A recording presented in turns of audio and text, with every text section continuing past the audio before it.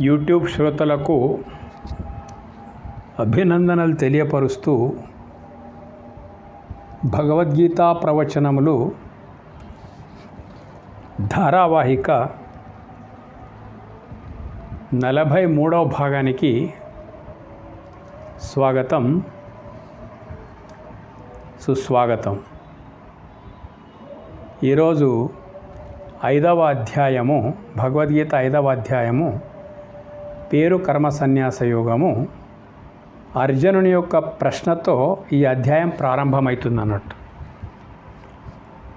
చాలా ఈ ప్రశ్న అందరి మదిలో మెదిలేటువంటి ప్రశ్న. అందరూ అంటే భక్తి మార్గంలో, మోక్ష మార్గంలో మిగులు ఆసక్తి కలిగినటువంటి వారు ఎవరైతే ఉంటారో ఆ అందరికీ కలిగేటువంటి మహాప్రశ్న. అది అర్జునుని ద్వారా మనకు వ్యక్తమవుతూ ఉంది. 1వ శ్లోకం, సన్యాసం కర్మణాం కృష్ణ పునర్యోగం చ శంససి యచ్రేయ ఏతయోరేకం తన్మే బ్రూహి సునిశ్చితం.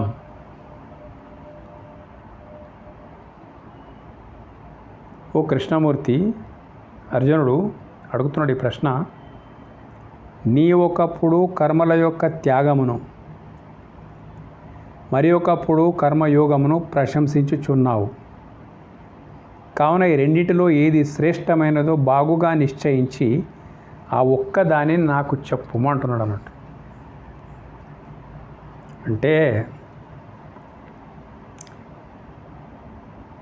స్థితప్రజ్ఞ లక్షణాలు 2వ అధ్యాయం లోపల తీసుకుంటే ఒక రకంగా అంతా సన్యాసాన్ని, కర్మత్యాగాన్ని ప్రేరేపించినట్లుంది అన్నట్టు. కర్మత్యాగమును ప్రేరేపించినట్టుంటుంది. కర్మయోగం లోపలికి వచ్చేవరకే, 3వ అధ్యాయం కర్మయోగం లోపలికి వచ్చేవరకే, కర్మయోగం అంటే కర్మ ద్వారా కొనసాగాలే, మోక్షం సత్కర్మ ద్వారా కూడా నువ్వు పొందవచ్చు, ధర్మయుద్ధం విద్యుక్త ధర్మ నిర్వర్తిస్తూ కూడా పొందవచ్చు అని ఒక దగ్గర. 4వ అధ్యాయం లోపలికి వచ్చేవరకే చాలా మొత్తం మీద జ్ఞానయోగం విషయమే చాలా అందులోపల ఉన్నది. అంటే కర్మ త్యాగాల యొక్క విషయమే అన్నట్లా అనుకుంటా ఉన్నారు. వాస్తవంగా అది ఏమిటి? నీ ఒకప్పుడు కర్మల యొక్క త్యాగమును, మరి ఒకప్పుడు కర్మయోగమును ప్రశంసించుచున్నావు. కర్మలు చెయ్యి అని ఒక దిక్కు ప్రశంసించి చెప్తా ఉన్నావు, యుద్ధం కొరకు ప్రేరేపిస్తూ ఉన్నావు. మరి 2వ అధ్యాయం లోపల అక్కడక్కడ కర్మ స్థితప్రజ్ఞ లక్షణాల లోపల అక్కడక్కడంతా కర్మ త్యాగమే గొప్పది అన్నట్ల మీరు చెప్పడం నాకు అర్థం కావడం జరుగుతూ ఉంది. కర్మయోగం 3వ అధ్యాయం లోపలికి వచ్చేవరకే యద్యదాచరతి శ్రేష్ఠ అనేటువంటి శ్లోకాల ద్వారా అంత కర్మ వదలడానికి వీల్లేదు, సత్కర్మ ఆచరణ చాలా తప్పకుండా కావాలి. సత్కర్మ ఆచరణ లేకపోతే లోకమంతా కలుషితమైపోతుంది అనేటువంటి వక్తవ్యం ఏదైతుందో మీరు చెప్పడం చూస్తుంటే నేనేం చేయాలో నాకు అర్థం కావడం లేదు. కర్మ చేయడమా, కర్మను త్యజించడమా? మొగ్గు అయితే అర్జునునిది కర్మత్యాగం వైపే ఉందన్నట్టు. 1వ అధ్యాయం లోపల మనం చూసినాం.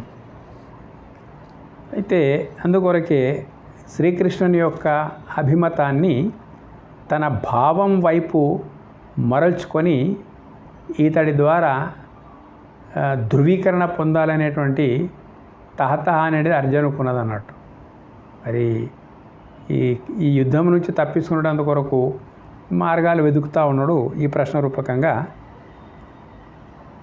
ఒకప్పుడు కర్మ త్యాగం చేయమంటావు, ఒకప్పుడు కర్మ ఖచ్చితంగా ఆచరించమని ప్రశంసిస్తూ ఉన్నావు. కావున నాకు ఒక్కడి చెప్పప్ప, ఏది ముఖ్యమైంది, ఏది శ్రేష్టమైంది నిశ్చయించి నా ఒక్కదానిని నాకు చెప్పమని ఒకటే కోరుకుంటున్నాడు ఇతను. త్యాగమా యోగమా? దీనికి భగవాను వాచ సన్యాసః కర్మయోగశ్చ నిశ్రేయసకరావుభౌ తయోస్తు కర్మ సన్యాసాత్ కర్మయోగో విశిష్యతే. ఇక్కడ ఏమంటున్నాడంటే కర్మత్యాగము కర్మయోగమును రెండును మోక్షమును కలగజేయును. అయితే ఆ రెండింటిలోనూ కర్మత్యాగము కంటే కర్మయోగమే శ్రేష్టమైనది. అర్థం ఏంటిదంటే కర్మత్యాగం అంటే సర్వసంగ పరిత్యాగము, ఏ బాధరబందీ లేకుండా నిష్ఠలోపల ఉండిపోవడము, భక్తులతో కాలయాపన గడపడం ఏదైతుందో కర్మత్యాగము. అంటే ప్రాపంచిక బాధ్యతలొద్దు, తర్వాత సంసార బంధనాలొద్దు, మనకు మోక్షం కొరకే నేరుగా జపతపాల ద్వారా సద్గురు కృప ద్వారా అన్నీ వదిలి మోక్షాన్ని అందుకుంటే బాగుంటుంది కర్మత్యాగము. కర్మయోగము అంటే చతుర్విధ పురుషార్థాలు ధర్మబద్ధమైనటువంటి అర్థకామాలతో కొనసాగడం. రెండవది ఎవరి ధర్మం ఏమున్నదో ఆ ధర్మాన్ని చక్కగా ఆచరిస్తూ పోవడం. చతుర్వర్ణ సిద్ధాంతం ప్రకారంగా ఎవరి పనులు వాళ్ళు, బ్రహ్మజ్ఞాన మార్గంలో ఉన్నవాళ్ళు బ్రహ్మజ్ఞాన మార్గం, రాజ్యపాలనా మార్గంలో ఉన్నటువంటి వాళ్ళు రాజ్యపాలనా మార్గం,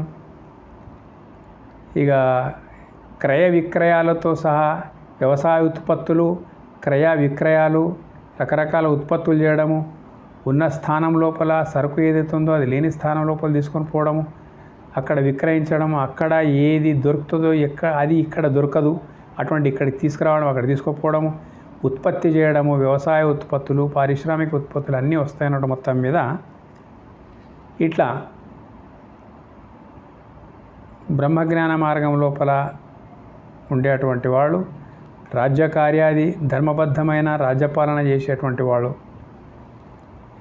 ఇక మూడవది క్రయ విక్రయాలకు పాటుపడి వ్యవసాయ ఉత్పత్తులు, రకరకాల ఉత్పత్తులకు పాటుపడి ఉన్నది ఏది ఇక్కడుందో అక్కడ లేని వద్దకు తీసుకొని పోవడము, ఇక్కడ ఏది లేదో అక్కడ ఉన్న దగ్గర నుంచి తీసుకొచ్చి ఇక్కడ తీసుకురావడము.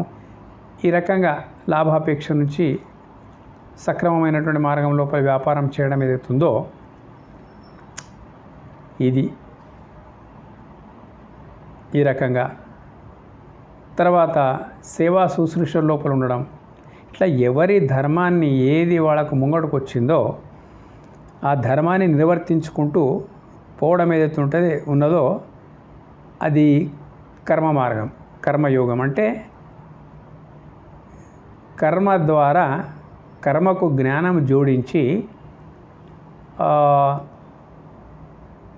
తన యొక్క ధర్మబద్ధమైన అర్థకామాలను కొనసాగిస్తూ పోవడం అవుతుందో కర్మయోగము అని అంటారు. దీని మొత్తం ఈ రెండును మోక్షమును కలగజేయను. ఏదాన్ని తక్కువ ఏదాన్ని ఎక్కువ అనుకోకు, రెండును మోక్షమును కలగజేయను. అయితే ఆ రెండింటిలోనూ కర్మత్యాగం కంటే కర్మయోగమే శ్రేష్టమైనది. చాలా విప్లవాత్మకమైనటువంటి శ్లోకం ఇది. ఎట్లా అంటే మోక్షం కొరకు మధ్యయుగం నుండి ప్రారంభమైంది కర్మత్యాగం. దాదాపు గౌతమ బుద్ధుని పీరియడ్ నుంచి అతడు ఒక భావజాలాన్ని బాగా నాటిండు ప్రపంచం లోపల. ఏంటిదంటే సంసారం అనేటువంటిది మోక్షానికి ప్రతిబంధకమైనటువంటిది. కాబట్టి అతడు ఎట్లా త్యజించడు రాజ్యభోగాలని, అదే తన మార్గం లోపలనే ప్రపంచానికి తీసుకొని పోయినటువంటి ఆ 2500 సంవత్సరాల క్రితం నుంచి ఈ కర్మ త్యాగమే మోక్షానికి లాభదాయకమైనటువంటిది. కర్మ ఉంటే అది బంధము, మోక్షం వరకు పోనివ్వదు అనేటువంటి ఒక అవగాహన, ఒక భావజాలం అనేటువంటిది బుద్ధుని పీరియడ్ నుంచి నెలకొన్నది. అంతకు మొదలు సన్యాసులు లేరా అంటే బిల్కుల్ ఉన్నారు, కానీ చాలా తక్కువ. అంటే ఎక్కడో 10% శుకమహర్షి లాంటి వాళ్ళు అక్కడక్కడ ఉండేవారు అన్నట్టు. చాలా తక్కువ పర్సెంటేజ్, 1-2% అంటే అతిశయోక్తాది వేదకాలం లోపల. అప్పుడు కర్మ మార్గమే ఎక్కువ ఉండేటువంటిది. అంటే కర్మల లోపల ఉంటూనే యోగాన్ని, కర్మయోగాన్ని ఆచరిస్తూనే మోక్షాన్ని పొందడం అవుతుందో ఇట్లా 2 రకాలు. అయితే అంతకు మొదలు కర్మతో పాటు మోక్షాన్ని ఎట్లా పొందాలి, మోక్షంకు కర్మత్యాగము, కర్మయోగం, కర్మాచరణ, కర్మను త్యజించడంతో సంబంధము పెద్దగా లేదు. జ్ఞానం అనేటువంటిది చాలా ముఖ్యం మోక్షానికి. జ్ఞానం కనుక లేకపోతే ఈ కర్మలు త్యజించినా కానీ మోక్షం దొరికే ప్రసక్తి లేదు. అలాగని కర్మలు ఆచరిస్తూ జ్ఞానంతో శూన్యమైపోతే కూడా కర్మలే మిగిలిపోతాయి, కర్మ ఫలాలే మిగిలిపోతాయి. రెండునూ మోక్షమును కలుగజేయను. అయితే ప్రస్తుత పరిస్థితులు ఎట్లా ఉన్నాయంటే, సంసారము, భార్యా పిల్లలతోని మోక్షం సాధించడము దాదాపు కాదేమో అనేటువంటి అవగాహన బాగా పెరిగిపోయింది సమాజం లోపల. బుద్ధుని పీరియడ్ నుంచి మార్పులు వచ్చేసినాయి. ఎవడే కానీ సంసారం త్యజిస్తేనే వాడు సద్గురువు యొక్క స్థానానికి యోగ్యుడు బాగా పారుకొని పోయినాయన్నమాట మొత్తం మీద. కానీ ఎవరు కూడా ఆలోచించడం లేదు కర్మయోగం గురించి. ఇప్పుడు ఫస్ట్ సన్యాసంకు ప్రాధాన్యత పెరిగిపోయింది ఈ మధ్యయుగం లోపల. 2500 సంవత్సరాల నుంచి ఈ దాన్ని దూరం తరిమేయాలని చెప్పేసి శంకరాచార్యుడు కూడా వచ్చాడు బుద్ధుని తర్వాత. కానీ పరిస్థితులు ఎట్లా మారిపోయినాయంటే, సంసారం ఏమిటిది, సంసారంలో నుండి మోక్షం పొందడం ఏంటిది, సాధ్యం కాని పని అనేటువంటి పరిస్థితులు వచ్చేసినప్పుడు శంకరాచార్యుడు వచ్చి కూడా అదే మార్గం లోపల ప్రపంచానికి మేల్కొల్పవలసి వచ్చింది అన్నట్టు. ఇప్పటి ప్రస్తుత సమాజం కూడా అదే మార్గం లోపల ఉన్నది. మన సనాతన ధర్మం లోపల కొంచెం ఆలోచన చేయడానికి సిద్ధం లేరు జనం. ఎందుకంటే బ్రహ్మదేవుడు కూడా సరస్వతితో సహా ఉన్నాడు, విష్ణువు కూడా లక్ష్మితో సహా ఉన్నాడు, శంకరుడు కూడా పార్వతీదేవితో సహా ఉన్నాడు. అనేకమైనటువంటి ఋషిమునులు ఎవరైతే ఉన్నారో వాళ్ళందరూ కూడా పత్తి పత్నుల సమేతంగా ఉన్నారు. చాలా గొప్పవాడు. రఘువంశానికి గురువు అయినటువంటి వశిష్ఠుడు బిల్కుల్ గృహస్థాశ్రమం లోపల భార్యతో సహా ఉన్నాడు, సంతానం అంతా ఉన్నది. విశ్వామిత్రుడు కూడా అతడు కూడా గృహస్థాశ్రమం లోపలే ఉన్నాడు. ఈ రకంగా సప్త ఋషులు ఎవరైతే ఉన్నారో అందరూ కూడా గృహస్థాశ్రమం లోపలే ఉన్నారు. త్రిమూర్తులు గృహస్థాశ్రమం లోపలే ఉన్నారు, అంటే కర్మ మార్గం లోపలే ఉన్నారు. ఆ తర్వాత అవతారాలు వచ్చినటువంటి శ్రీరాముడు, శ్రీకృష్ణుడు, గణపతి, ఇంకా చాలా ఇటువంటి వాళ్ళు ఎవరైతే ఉన్నారో వీళ్ళందరూ కూడా, జనకుడు కర్మ మార్గం లోపలనే ఉన్నారు అన్నట్టు. అంటే సంసార మార్గం లోపలనే ఉన్నారు. అయితే ఇప్పుడు ఈ సనాతన ధర్మం యొక్క మూలం అట్లా ఉంది. ప్రస్తుత కాలం లోపల అది ఏమైపోయిందంటే, సంసారంలో ఉన్నటువంటి వాడు ఎంత గొప్ప జ్ఞాని అయినప్పటికైనా కానీ, మోక్షము అరచేతిలో పట్టేంత సామర్థ్యం ఉన్నప్పటికైనా కానీ ప్రపంచముకు నమ్మకం సరిపోయే పరిస్థితి లేదు. గృహస్థాశ్రమంలో ఉన్నటువంటి వాడు గురుస్థానం లోపలికి వెళ్ళిపోవాలంటే చాలా కష్టం. జిమ్మిక్కులు లేకపోతే నమ్మే ప్రసక్తి లేదు. ఏవో అట్లా జరుగుతూ ఉంటాయి అన్నట్టు. ఎంత టోళ్ళైనా కానీ మళ్ళీ ప్రపంచం లోపల గురుస్థానం లోపలికి వెళ్ళిపోవాలంటే, రామకృష్ణ పరమహంస ఎట్లయితే శారదామాతను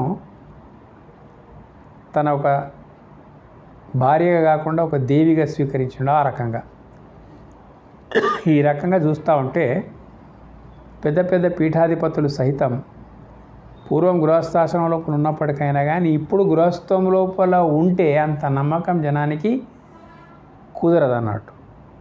ఇటువంటి ఒక వికృతమైనటువంటి ఆలోచన విధానము ఈ మధ్యయుగం లోపల చోటు చేసుకున్నది అన్నట్టు. కాబట్టి ఇక్కడ అదే ప్రశ్న చేస్తూ ఉన్నాడు. ఆ రెండింటిలోనూ కర్మ త్యాగము కంటే కర్మయోగమే శ్రేష్టమైందని శ్రీకృష్ణుల వారు చెప్తా ఉన్నారు. కర్మ త్యాగము కర్మయోగం అంటే సన్యాస మార్గం లోపల భార్య పిల్లలు ఇవన్నీ వదిలిపెట్టి వెళ్ళిపోవడం, లేక చేసుకోకుండా ఉండడం, ఇది ఒక మార్గము. దాని ద్వారానే మోక్షం ఉంటుంది అని అనుకుంటా ఉన్నారు మొత్తం మీద. ఇప్పుడు ఎటువంటి పరిస్థితి వచ్చిందంటే గృహస్థాశ్రమంలో ఉన్నటువంటి వాడు మోక్షం యొక్క జ్ఞానాన్ని అందిస్తా అని ముందుకొస్తే ఫస్ట్ ఇతడు కూడా త్యాగం చేసి రావాల్సి వస్తున్నది అన్నట్టు. భార్య ఉంటే కూడా అంతే సంగతి అన్నట్టు. సన్యసించినట్టే ఉండాలి, అయితేనే నమ్ముతారు, లేకపోతే నమ్మని లోకం అయిపోయింది ఇది. ఈ పరిస్థితుల లోపల బ్రహ్మచారులను నమ్ముతున్నారు, సన్యాసులను నమ్ముతున్నారు. ఇట్లా వచ్చేసింది. అయితే శాస్త్ర ప్రమాణం ఏమున్నదంటే కర్మత్యాగము కర్మయోగము రెండునూ మోక్షమును కలుగజేయరు. ఎట్లా? మోక్షానికి కావలసింది జ్ఞానము, ఆత్మజ్ఞానము, బ్రహ్మజ్ఞానము మోక్షానికి కావాల్సింది. అంతే తప్ప కర్మలు అన్నీ ఇడిచిపెట్టి ఉన్నవా, లేక సంసారం లోపల ఉన్నవా, ఇది మనస్థితికి సంబంధించిన అంశం కాబట్టి పరిస్థితులతోని బేరీ చేయడానికి వీల్లేని పరిస్థితి. అందుకే ఇక్కడ ఏమంటున్నానంటే రెండునూ మోక్షమును కలుగజేయను. మోక్షం కావాల్సింది నువ్వు సంసారంలో ఉంటేమి, సన్యాసం లోపల ఉంటేమి, కర్మలు త్యజిస్తేమి, కర్మలు అర్థకామాలు ధర్మబద్ధమైన అర్థకామాలు ఆచరిస్తేనేమి. దీంతో నీ ఆచరణతో లెక్కలేదు. నీవు ఇట్లా ఉంటే ఏమి, అట్లా ఉంటే ఏమి, నీకు జ్ఞానం ఉందా, ఆత్మజ్ఞానం ఉందా, నీకు అయమాత్మ బ్రహ్మ అనుభవం ఉందా? అది ఉన్నప్పుడు నీవు ఎక్కడున్నా ఒక్కటే. మోక్షం అనేటువంటిది మనస్థితికి సంబంధించింది తప్ప పరిస్థితులకు సంబంధం లేదు. కాబట్టి రెండునూ మోక్షమును కలుగజేయను. ఎవరి ప్రారంధం ఎట్లుంటే అట్లా ఉంటుండొచ్చు, అది విషయం వేరే. సన్యాసాన్ని వ్యతిరేకించడం లేదు, అలాగని సన్యాసులు కర్మ మార్గాన్ని వ్యతిరేకించకూడదు. ఎందుకు? రెండునూ మోక్షమును కలుగజేయను, జ్ఞానమే ప్రధానమై ఉన్నది. మరి ఇంకా ఒకడు ముంగడికేసి అయితే ఆ రెండింటిలోనూ కర్మ త్యాగం కంటే కర్మయోగమే శ్రేష్టమైందని శ్రీకృష్ణ భగవానుడు చెప్తున్నాడు. ఎందుకు అనే ప్రశ్న మాట అన్నట్టు. ప్రపంచం లోపల 99.9%, 99.9% అనేది ఇంకా ఎక్కువనండి. అందరూ కర్మ మార్గం లోపలనే, సంసార మార్గం లోపలనే కొనసాగుతూ ఉంటారు. కాబట్టి మోక్షానికి జ్ఞానముతోని సంబంధం ఉన్నది. అటువంటి పరిపక్వమైనటువంటి బ్రహ్మజ్ఞానాన్ని సంపాదించినటువంటి వాడు కర్మయోగం లోపల ఉంటే 99.9% జనానికి ప్రామాణిక పురుషుడు కాగలుగుతాడు. వాళ్ళందరి లోపలగా ధైర్యం వస్తుంది. ఏం ధైర్యం అంటే, అరే మెజారిటీ ఏదైతే ఉందో ఆ మెజారిటీకి మనము మార్గదర్శనం చేసే పరిస్థితి లోపల ఉన్నామనుకోండి, అటువంటిప్పుడు ఎందరికో ఉపకారం జరుగుతూ ఉంది. కర్మ త్యాగం చేసి సర్వసంగ పరిత్యాగం లోపలికి వెళ్ళిపోయిన అనుకోండి మీరు, మొత్తం మీద అక్కడ ఏముంది? ఇక కొంతమంది ఎవరైతే సంసారాన్ని వదిలి కర్మలని త్యాగం చేసి ఉంటారో అంతమందికి అది కొంచెం ప్రామాణికంగా ఉంటుంది అన్నట్టు. మిగతా వాళ్ళకు పోయేవరకే ఒక నట్టు ఒక సైజు, బోల్ట్ ఒక సైజు లాగా అయిపోతుంది అన్నట్టు. వినేవాళ్ళు 99.9% ఎవరున్నారు? సంసారం లోపల కర్మ మార్గంలో ఉన్నటువంటి వాళ్ళే ఉన్నారు అన్నట్టు. వాళ్ళకు అనుకూలమైన విధంగా బ్రహ్మజ్ఞానం అనేది కొనసాగాలి తప్ప వాళ్ళు ఉన్నారు సంసారంలో, వాళ్లకు చెప్పేవాళ్ళు ఉన్నారు సన్యాసం లోపల. అన్నప్పుడు దాదాపు అది మనకు అసాధ్యమైనటువంటి భావన గృహస్థులకు కలగడానికి అవకాశం ఉన్నది. మరి వీళ్ళకి ఎట్లా చెప్పాలి అనేటువంటి విషయం ఒక అనుభవము సంసారంలో లేనటువంటి వాళ్ళకు ఉండకపోవచ్చు. కాబట్టి ఎందుకు కర్మయోగం శ్రేష్టం అంటున్నారంటే, నిజమైనటువంటి బ్రహ్మజ్ఞాన తత్పరుడై కర్మల్లోపలుంటే ధర్మబద్ధమైన అర్థకామాలతో కూడుకున్నటువంటి వ్యవస్థను స్థాపించేటందుకొరకు కర్మ మార్గమే ఎందుకు గొప్పది అని అంటే, అత్యధిక శాతము జనము కర్మ మార్గం లోపల ఉన్నారు కాబట్టి వాళ్లకు మార్గదర్శనం చేసేటువంటి వాళ్ళు కూడా వాళ్ళ మాదిరిగానే కర్మ మార్గంలో ధర్మబద్ధమైన అర్థకామాల మార్గం లోపల ఉంటే వాళ్ళకు చాలా సంతోషం ఉంటుంది. ఎవరికి?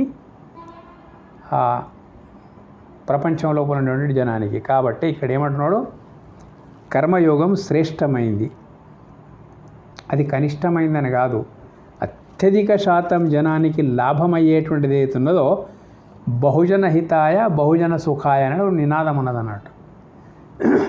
బహుజనులకు సుఖము బహుజనులకు హితం కలగజేసేదే ప్రామాణికమైపోతుంది అన్నట్టు. అందుకే ఇక్కడ ఏమంటున్నాడు, కర్మయోగమే, కర్మత్యాగం కంటే కర్మయోగమే శ్రేష్టమైంది. ఎందుకంటున్నాడు ఈ మాట అంటే, ఆ మార్గం లోపలనే అర్జునుని నిలబెట్టాలంటున్నాడు అన్నట్టు. స్వయంగా అతను కర్మ మార్గం లోపల ఉన్నాడు, కృష్ణుడు కర్మయోగం లోపల ఉన్నాడు. అలాంటి మార్గం లోపలనే అర్జునుని కూడా నిలపాలని చెప్పేసి దాని యొక్క శ్రేష్టత్వాన్ని గురించి చెప్తా ఉన్నాడు అన్నట్టు. ఇక మనస్థితి చాలా ముఖ్యం, పరిస్థితుల కంటే మనస్థితి చాలా ముఖ్యం. కాబట్టి ఆ మనస్థితి ఎట్లుండాలనో 3వ శ్లోకం లోపల చెప్తా ఉన్నాడు. జ్ఞేయస్స నిత్య సన్యాసి యోనద్వేష్టి నకాంక్షతి నిర్ద్వంద్వో హి మహాబాహో సుఖం బంధాత్ ప్రముచ్యతే. గొప్ప బాహువులు గల ఓ అర్జున, ఎవడు దేనిని కూడా ద్వేషింపడో దేనిని కూడా కోరడో అట్టివాడు ఎల్లప్పుడూ సన్యాసి అని తెలియదగినది. ఎలయనగా ద్వంద్వములు లేనివాడు సులభముగా సంసార బంధము నుండి విముక్తుడు కాగలడు. ఎవడు దేనిని కూడా ద్వేషింపడో దేనిని కూడా కోరడో, ద్వేషింపడు అంటే కోరినట్ల లెక్క, కానీ దేనిని కూడా కోరడం అంటున్నాడు. ఇది ఒక కత్తి మీద నడిచినట్టుంది, వైర్ మీద నడిచినట్టుంది అన్నట్టు మొత్తం మీద. దేనిని కూడా ద్వేషింపడం అంటే ద్వేషించకుండా అన్నింటినీ కోరుతాడు అని అర్థం అన్నట్టు. ఇక్కడ వచ్చిన తర్వాత దేనిని కూడా కోరడం, ద్వేషింపడు కోరడు అంటే అర్థం ఏమిటిది? యథాప్రాప్తంగా ఎలాంటి పరిస్థితులు ముందుకొచ్చినప్పటికైనా నిత్య నైమిత్తిక కర్మ లోపల ధర్మబద్ధమైన అర్థకామాల లోపల ఏది నీ ముందుకు వస్తుందో దాన్ని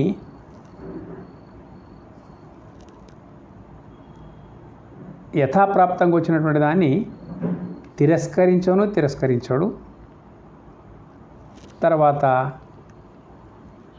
స్వీకరించాడు.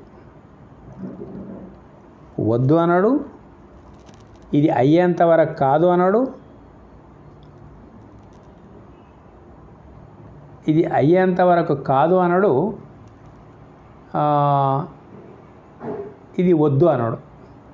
ద్వేషింపడు, కోరడు. ఎంత గొప్ప స్థితి ఇది! ఇదే నిజమైనటువంటి మోక్ష స్థితి. ఏది వస్తే అది ప్రసాదంగా స్వీకరించడం, రాలేదని కోరడం లేదు, వచ్చిందని ద్వేషించడం లేదు. ఇట్లా శ్రీరాముడు చూడండి, కొంచెం రామాయణంలోకి వెళ్ళిపోతే మనకు వశిష్ఠుల ద్వారా బాగా పరమార్థ బోధన విన్న తర్వాత వార్త వింటేనే ఒళ్ళు జలధరించేటువంటి వార్త, రేపు పట్టాభిషేకము అంటే రాత్రికి రాత్రి నిర్ణయం మారిపోయి అరుణోదయం కాకపూర్వమే రాత్రికి రాత్రే అయోధ్యను దాటిపోవాల్సి వచ్చిందన్నట్టు. ఎవరికి? శ్రీరామునికి వనవాసం వెళ్ళిపోవాల్సి వచ్చింది. అది ద్వేషించదగిన పనే కదా? ద్వేషించలేదు. ఇది ప్రసాదం అనుకున్నాడు, యథాప్రాప్తమైన ప్రసాదం. ఎందుకు కోరడు, ఎందుకు ద్వేషించాడు అనే మాటకు వచ్చేస్తే ఇది గొప్ప దార్శనిక శక్తికి సంబంధించిన అంశం అన్నట్టు. ఎన్ని అనుకూల అంటే మనకు కలిగే ప్రతి దుఃఖం లోపల కూడా సుఖము దాగి ఉన్నది. పూలమాల లోపల దారం దాగి ఉన్నట్టు ప్రతి దుఃఖం లోపల కూడా సుఖము దాగి ఉన్నది. అది తెలుసుకున్నా తెలియకున్నా అనుభవించి తీరవలసిందే. ప్రతి దుఃఖం లోపల సుఖం దాగి ఉన్నది.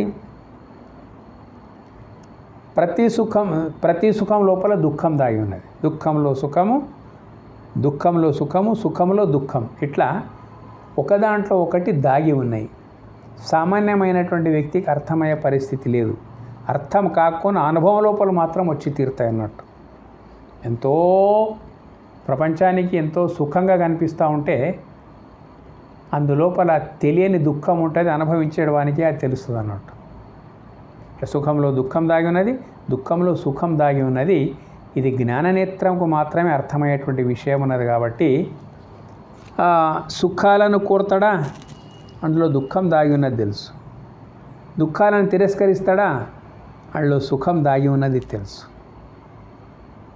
ఇది గొప్ప దార్శనికమైనటువంటి విషయం. కాబట్టి సుఖమే కావాలనే దుఃఖం కూడా ఉన్నది. కోరే అవసరం ఏమున్నది?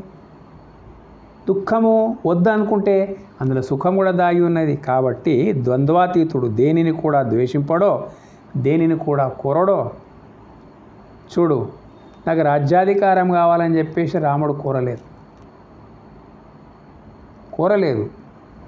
వయోభారం పైబడుతుంది కాబట్టి నా బాధ్యతలు ముగించుకొని నేను వానప్రస్థంలోకి వెళ్ళిపోయి పరమార్థ సాధనకు నేను ఉపక్రమించాలనేటువంటి ఉద్దేశం నుంచి దశరథ మహారాజే మంత్రులతోని మంథనాలు జరిపి పట్టాభిషేకంకు ముహూర్తం నిర్ణయిస్తాడు. అది రాముడు కోరింది కాదు, కోరలేదు. తర్వాత రేపు పట్టాభిషేకం అంటే అయోధ్య నగరం అంతా ఆనందోత్సాహాల లోపల మునిగి తేలింది. రాత్రుల్లో ఎవరు నిద్రపోకుండా పండగ వాతావరణం నెలకొని ఉన్నది మొత్తం అయోధ్య లోపల. రాత్రికి రాత్రి ఒక్కరోజు అంతకు మొదలు చెప్పింది దశరథుడిని పట్టాభిషేకం చేస్తున్నా అంటే, కోరలేదు. నాకెందుకు, మీరున్నారు కదా, నాకు సరిపోతాను అన్నాడు. తర్వాత అతడే వచ్చి నువ్వు అడవులకు వెళ్ళిపోవాల్సి వస్తుంది, 14 సంవత్సరాలు వనవాసంకి వెళ్ళిపోవాల్సి వస్తుంది అనేటువంటి సూచన అయినప్పటికైనా కానీ దాన్ని ద్వేషించలేదు. పట్టాభిషేకం కోరలేదు, వనవాసాన్ని ద్వేషించలేదు. ఈ మనస్థితి ఎందుకు వచ్చింది శ్రీరామునికి? ఇంత గొప్ప మనస్థితి. సరే, అతని అవతార పురుషుడు దేవుడు పక్కకు పెట్టేస్తే వశిష్ఠుల వారి ద్వారా యోగ వాసిష్టం అనేది ఉపదేశించబడ్డది అన్నట్టు. అంటే వశిష్ఠుల వారు సూచించినటువంటి మోక్ష మార్గం పేరే యోగ వాసిష్టం. శ్రీరామునికి చిరుతప్రాయం లోపలనే ఈ బోధ జరిగింది. చాలా గొప్ప బోధ, 32,000 శ్లోకాలతో కూడుకున్నది. పరిపక్వమైనటువంటి ఆత్మజ్ఞానానికి సంబంధించినటువంటి విషయాలు చాలా ఉపమానోపమయాలతోని చక్కని కథారూపం లోపల ఉపదేశించబడ్డది అన్నట్టు. ఆ బలం ఉన్నది ఎవరి దగ్గర? శ్రీరాముని దగ్గర. గురువు ఇచ్చినటువంటి ప్రజ్ఞాబలం ఉన్నది. కాబట్టి అతడు ఏం చేసినాడు? పట్టాభిషేకం కావాలని కోరలేదు, వనవాసం వద్దని ద్వేషించలేదు. కోరలేదు, ద్వేషించలేదు. ఎందుకు ద్వేషించలేదు? వనవాసం లోపల కూడా అనేక శుభాలు జరిగినాయి. లోక కళ్యాణం జరిగింది, రావణ సంహారం జరిగింది. రాక్షసులు మొత్తం అడవుల లోపల ఋషిమునులకు బాధ పెడతా ఉంటే చాలా త్రాయిత్రాయైనటువంటి ఋషిమునులు రాముడు వనవాసానికి వచ్చినందుకు ఆ మొత్తం మందిని నేలగూల్చడం వల్ల ఋషిమునులకు తపో కార్యాలు చాలా బ్రహ్మాండంగా జరిగినాయి. యుగధర్మము చక్కగా నిర్వర్తించబడ్డది. ఈ రకంగా ఎంతో శుభం కూడా జరిగింది. లోక కంఠకుడుగా మారినటువంటి రావణాసురుని యొక్క సంహారం జరిగింది. అంటే రాముడు వనవాసాన్ని ద్వేషిస్తే ఇవన్నీ అయ్యాయా? ద్వేషించే ప్రసక్తి లేదు. లోక కళ్యాణం జరిగేదా? జరగడానికి వీల్లేదు. కాబట్టి ద్వేషించదగిన దాని లోపల కూడా లోక కళ్యాణం ఇమిడి ఉన్నది. అందుకే ద్వేషించలేదు. కోరలేదు, అతని పట్టాభిషేకం కావాలని కోరలేదు, దీన్ని ద్వేషించలేదు. ఇట్లా దేనిని కూడా కోరడో దేనిని ఎవడు దేనిని కూడా ద్వేషింపడో దేనిని కూడా కోరడో అట్టివాడు ఎల్లప్పుడూ సన్యాసి. వా, సన్యాసి సన్యాసి సన్యాసి అనే వరకే ఏముంది? భార్య ఉండొద్దు,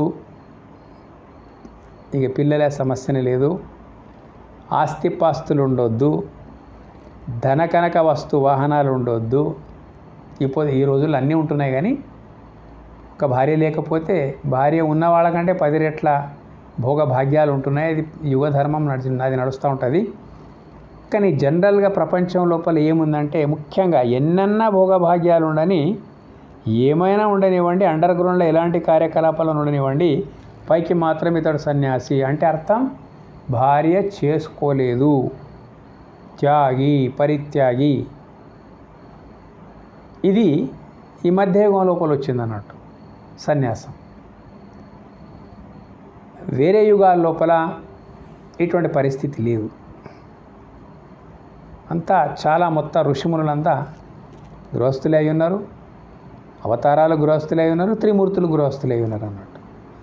మోక్ష సాధకులకు అతి శ్రేష్టం సతి సమేత సంసార పథం, బ్రహ్మ విష్ణు మహేశ్వర త్రయం ప్రయాణించినది ఇదే పథం, ఇదే మార్గంలో ప్రయాణించారు అన్నట్టు. అట్లా సన్యాసం అంటే ఇప్పుడు చెప్పుకుంటున్న అర్థాలు వేరు.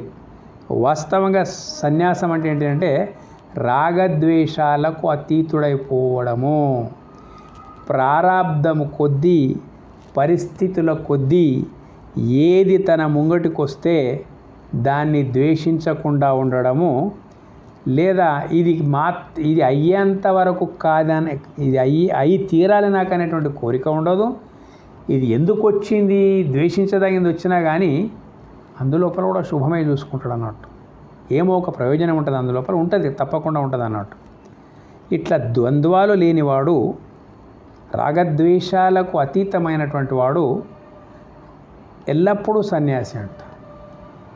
సన్యాసానికి చాలా గొప్ప నిర్వచనం. అంటే మన విశ్వాసాలన్నీ తలక్రిందులయ్యేటువంటి విషయం. సన్యాసం అనే వరకు ఏ విశ్వాసం మనకైతుందో ఆ దాన్ని తలక్రిందులు చేసే విషయం అన్నట్టు. అట్టివాడు ఎల్లప్పుడూ సన్యాసి అని తెలియదగినది, వేరే మార్గం లేదు, తెలియదగినది. ఏలయనగా ద్వంద్వములు లేనివాడు, రాగద్వేషాలు లేనటువంటి వాడు, మంచి అవుటికి ఏదో తనకు ఇష్టమైనటువంటి వాటి వెనక పడడము, ఇష్టము కాని వాటిని ద్వేషించడము, ద్వంద్వాలు అంటారు వీటికి. మొత్తం మీద ఏది కోరుకోడు, ఏది తిరస్కరించాడు. ప్రారాబ్ధం కొద్దీ, పరిస్థితుల కొద్దీ, కాలము ఎప్పుడెప్పుడు ఎక్కడెక్కడ నిలిపితే ఎంత అది అసహ్యకరమైనటువంటిది అయినప్పటికైనా కానీ, ఎంత ద్వేషింపదగింది అయినప్పటికైనా కానీ, ఎంత ప్రేమించదగింది అయినప్పటికైనా కానీ నా ప్రేమకు లోబడడు, నా ద్వేషానికి లోబడడు, తిరస్కరించడు, స్వీకరించడు. స్వీకరించే పరిస్థితి వస్తే స్వీకరిస్తాడు, అంతే, దేన్నైనా స్వీకరిస్తాడు అన్నట్టు. ఇది వద్దు, ఇది కావాలనేటువంటి భావం ఉండకుండా ఏది వచ్చినా ప్రసాదంగా స్వీకరించేటువంటి వాడే నిజమైనటువంటి సన్యాసి. తెలియదగిన ఏలయనగా ద్వంద్వములు లేనివాడు, ఈ రకంగా రాగద్వేషాలు లేనటువంటి వాడు సులభముగా సంసార బంధము నుండి విముక్తుడు కాగలడు. సంసార బంధం ఏమిటిది? రాగము. అంటే నాకు అనుకూలమైనవి అన్నీ నాకు వచ్చి చేరాలే, ఇది రాగము. అన్నిటి లోపల చుట్టుకొని పోవాలి,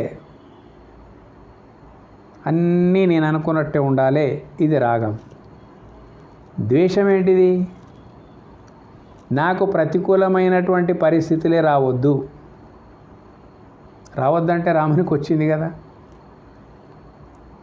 పాండవులకు వచ్చింది కదా. నాకు ప్రతికూలమైన పరిస్థితులే రావద్దు అంటే రాకుండా ఉంటుందా? ఖచ్చితంగా వస్తుంది. నేను అనుకున్నయే జరగడానికి వీల్లేదు. ఎందుకు వీల్లేదు? అట్లా సృష్టి నియమమే అట్లా లేదు. కాబట్టి రాత్రి పగలెట్లయితే దినానికి ఉన్నాయో వాటిని మనము ద్వేషించకుండా ఎట్లా రాత్రుల్లో ఎట్లుండాలో అట్లా ఉంటున్నాము, పగలెట్లుండాలో అట్లా ఉంటున్నాము. ఆ ఏర్పాటు చేసుకున్నాం మనము. అట్లాగే సుఖ దుఃఖాలు కూడా నీ ఆధీనంలో లేవు. వచ్చేటప్పుడు వస్తూ ఉంటాయి. అవి సుఖం వచ్చేటప్పుడు వద్దన్న ఆగది, దుఃఖం వచ్చేటప్పుడు వద్దన్న ఆగది. అవి ఆయా సమయాలను బట్టి వస్తూ పోతూ ఉంటాయి. కాబట్టి వచ్చిన ప్రతిదానికి స్వాగతం పలికి వాటితోని సమరసం చెంది ఏదైనా అది ప్రసాదంగా స్వీకరించేటువంటి తత్వం ఏదైతున్నదో అదే నిజమైనటువంటి విముక్తి మార్గం అన్నట్టు. బంధరాహిత్యం దానికి అంటారు అన్నట్టు కాగలడు. చూడండి, సన్యాసానికి విప్లవాత్మకమైనటువంటి మార్గం వచ్చింది. 4వ శ్లోకం. సాంఖ్యయోగో పృథగ్బాలాః ప్రవదంతి న పండితాః ఏకమప్యాస్థితః సమ్యక్ ఉభయోర్విందతే ఫలం. జ్ఞానయోగము, కర్మయోగము పై శ్లోకంలో చెప్పినటువంటిది. జ్ఞానయోగం అంటే అన్నీ వాస్తవంగా ఇక్కడికి సందర్భంను బట్టి అదే సంసారాన్ని త్యజించి మోక్షం కొరకు ప్రయత్నించడం. జ్ఞానయోగం అంటే అది పూర్తి అర్థం దానికి అది కాదు. జ్ఞానయోగం అర్థం జ్ఞానయోగానికి ఉన్నది. అయితే ఇప్పుడు మన అవగాహన కొరకు మనం అనుకోవాలి, కర్మ సన్యాస పూర్వకమగు, కర్మను సన్యాసించినటువంటి పూర్వకమైనటువంటి దానికి కూడా జ్ఞానయోగము అంతకే లిమిట్ అన్నట్టు. అది జ్ఞానయోగము కర్మయోగము వేరని అవివేకులు పలుకుదరే కానీ వివేకవంతులు కాదు.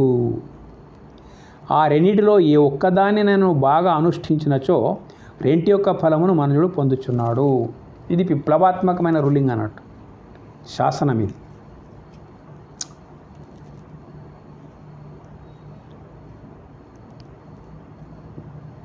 సంసారంలో ఉండేటువంటి వాళ్ళను చూస్తే సన్యాసులు తక్కువ అంచనేస్తారు.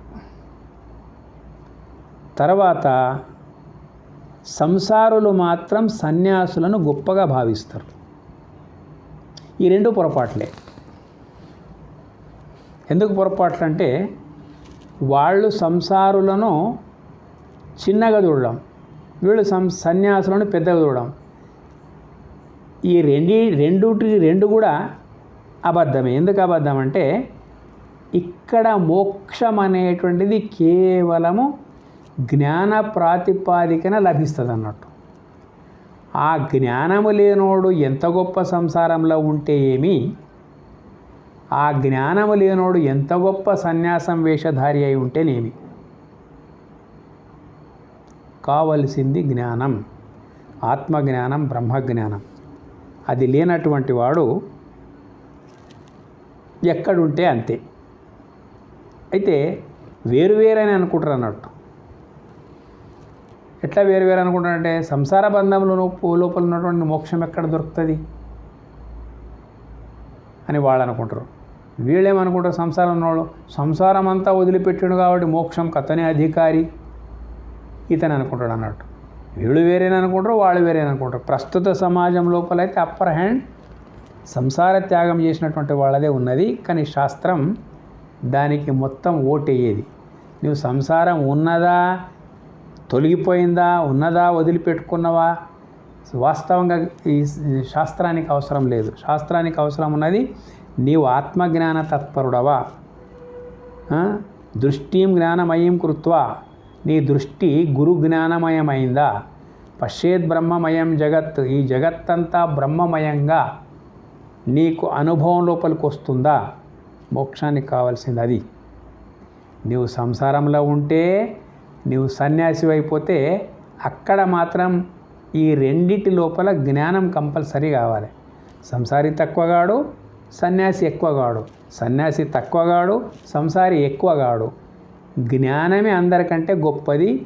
మనకు 4వ అధ్యాయం లోపల వచ్చింది, నహి జ్ఞానేన సదృశం పవిత్రమిహ విద్యతే. నాయన, ఏ ఆశ్రమం లోపల ఉన్నావు, నువ్వు బ్రహ్మచర్యంలో ఉన్నావా, గృహస్థంలో ఉన్నావా, వానప్రస్థంలో ఉన్నావా, సన్యాసంలో ఉన్నావా, ఈ నాలుగుట్లో ఏది పెద్దది చిన్నది కాదు. ఎవరికైనా ఏ ఆశ్రమం లోపల ఉన్నటువంటి వానికైనా జ్ఞానం చాలా ముఖ్యం. నహి జ్ఞానేన సదృశం, జ్ఞానముతోని సమానంగా శక్తివంతమైంది, పవిత్రమైంది ఇంకొకటి లేదు. పరబ్రహ్మము కన్నా గొప్పది ఏది లేదు. పరబ్రహ్మ జ్ఞానముకు మించినటువంటి, బ్రహ్మజ్ఞానముకు మించినటువంటి గొప్ప జ్ఞానం కూడా ఏది లేదు. కాబట్టి ఏది గొప్ప అనే మాటకు వస్తే నీ ఆశ్రమాలు, నీ అవస్థలు, నీ త్యాగాలు, నీ భోగాలు, యోగాలు ముఖ్యం కావు. ముఖ్యమైనది ఏంటిదంటే జ్ఞానమే చాలా ముఖ్యమైనటువంటిది. శుక మహర్షి ఎంత గొప్ప అవధూత అంటే ఎక్కడ ఏ మచ్చలేనటువంటి వాడు. అయితే అతడు జనక మహర్షి దగ్గర వచ్చి జ్ఞానాన్ని పొందిన తర్వాత పరిపక్వత వచ్చింది ఆయనకు. ఇతడు ఎక్కడ ఏదీ లేనటువంటి, సంసార బంధమే లేనటువంటి వాడు శుక మహర్షి అయితే, జనకుడు రాజు, చక్రవర్తి, అన్ని భోగాల మధ్యలో తొలుతూగుతూ ఉంటాడు అన్నట్టు మొత్తం. అటువంటి చక్రవర్తి, రాజభోగాల మధ్యలో ఉండేటువంటి చక్రవర్తి ద్వారా శుక మహర్షికి పరిపూర్ణమైనటువంటి తత్వం అవగాహనకు వచ్చింది. త్యాగము, యోగము అంటే ఏంటిదో, భోగము, యోగము అంటే ఏంటిదో జనక మహర్షి ద్వారా శుక మహర్షికి అవగాహనకు వచ్చింది. మరి ఇప్పుడు ఎట్లా, ఏది గొప్ప అనుకోవాలి? ఈ రకంగా చరిత్ర లోపలికి వెళ్ళిపోతే ఉందన్నట్టు. అంటే జ్ఞానమే గొప్పనైనటువంటిది అని అర్థం అన్నట్టు. ఇక్కడికి వచ్చేవరకే శ్రీకృష్ణుడు కర్మయోగం లోపల ఉన్నాడు, కర్మ త్యాగంలో లేడు. కానీ కృష్ణమ్మందే జగద్గురం అయిపోయింది అన్నట్టు. ఎందరెందరో కృష్ణుని అవతారం కొరకు ఎదురు చూసినటువంటి సందర్భాలు ఉన్నాయి. ఈ సనాతన ధర్మంలో ఉన్న ప్రత్యేకత కేవలము జ్ఞానస్థితి, మనస్థితికి సంబంధించింది. మోక్షం అంటే పరిస్థితులకు సంబంధించింది కాదు, అది కేవలం మనస్థితికి సంబంధించినటువంటిది. నీవు ఏ ఆశ్రమం లోపల ఉన్నావు, బ్రహ్మచర్యంలో ఉన్నావా, గృహస్థంలో ఉన్నావా, వానప్రస్థంలో ఉన్నావా, సన్యాసంలో ఉన్నావా, ఎక్కడున్నావు అనేది అది పరిస్థితులు కాదు. నీవు ఏ పరిస్థితి లోపల ఉన్నప్పటికైనా కానీ మనస్థితి బ్రహ్మజ్ఞానమయమైంది ఉన్నదా ఉంటే అదే అక్కడ చెల్లుబాటు అయిపోతుంది. ఎక్కడ? మోక్ష మార్గం లోపల.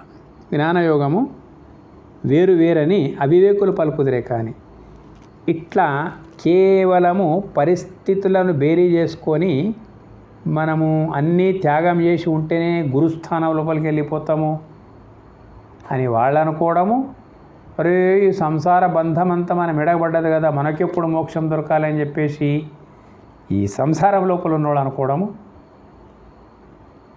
మాకు తప్ప వీళ్ళకి ఎక్కడ దొరుకుతుంది మోక్షం అని చెప్పేసి సన్యాసులు అనుకోవడము.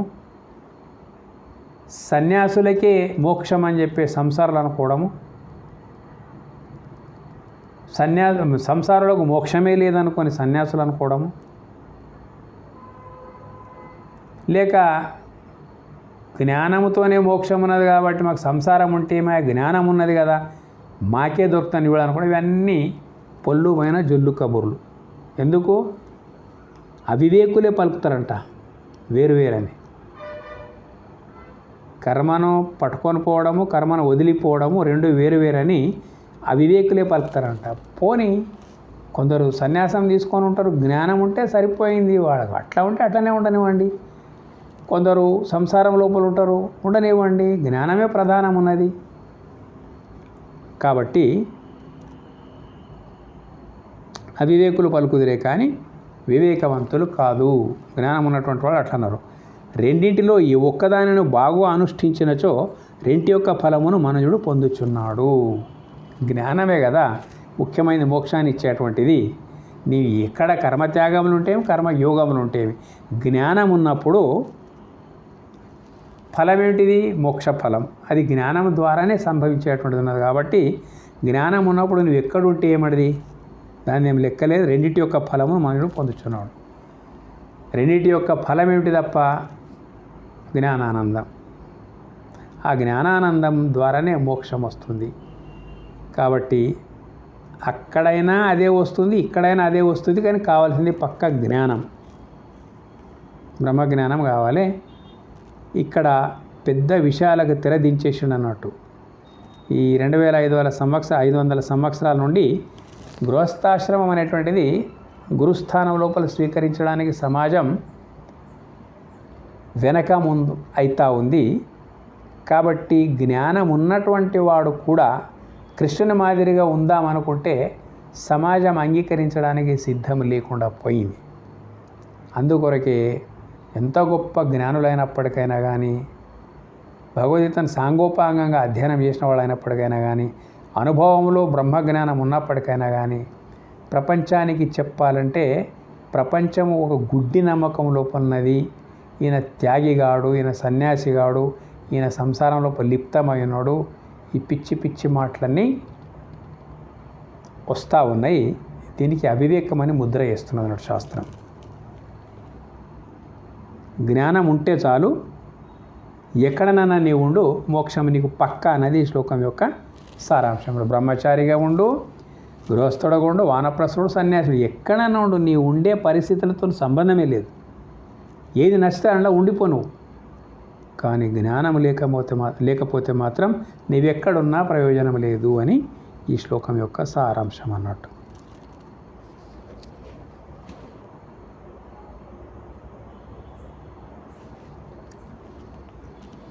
ఇది మీకు నచ్చితే సబ్స్క్రైబ్ చేయండి. ధన్యవాదాలు.